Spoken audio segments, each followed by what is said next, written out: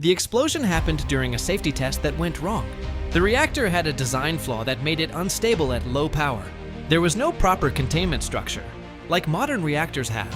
The explosion released radioactive material directly into the air. Firefighters arrived without knowing they were being exposed to radiation.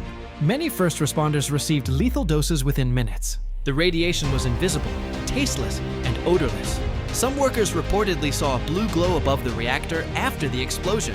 The nearby city of Pripyat was not evacuated until almost 36 hours later.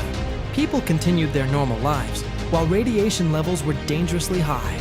Children played outside during the exposure. Radiation spread across much of Europe in the following days. Sweden was one of the first countries to detect the radiation. The Soviet Union initially tried to hide the disaster. The event is considered the worst nuclear disaster in history. The reactor core burned for about 10 days after the explosion. Helicopters dropped sand, lead, and boron to try to contain it. Some helicopter crews were heavily exposed to radiation. A massive concrete structure called the sarcophagus was built around the reactor. It was constructed under extreme conditions by thousands of workers. These workers were known as liquidators. Many liquidators were sent in with minimal protection.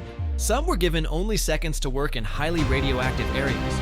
Robots failed due to high radiation levels. Humans had to replace them in dangerous tasks. 3 men went into flooded tunnels to prevent a second explosion. They are often called the Chernobyl divers.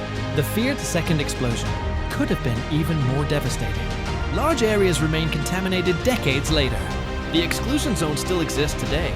Wildlife has returned in large numbers despite the radiation. Some animals show signs of genetic mutation. Abandoned buildings remain frozen in time. Pripyat still has personal belongings left behind. The famous Ferris wheel was never used.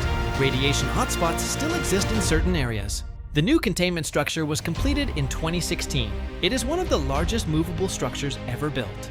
The reactor remains highly dangerous inside. Some areas are still too radioactive for humans. Plants and trees absorbed large amounts of radiation. A red forest formed where trees died from exposure. Wind and rain continue to spread contamination slowly. Tourism is now allowed in controlled areas. Visitors must follow strict safety guidelines. Some people return to live illegally in the zone. They are known as self-settlers. The disaster changed nuclear safety worldwide.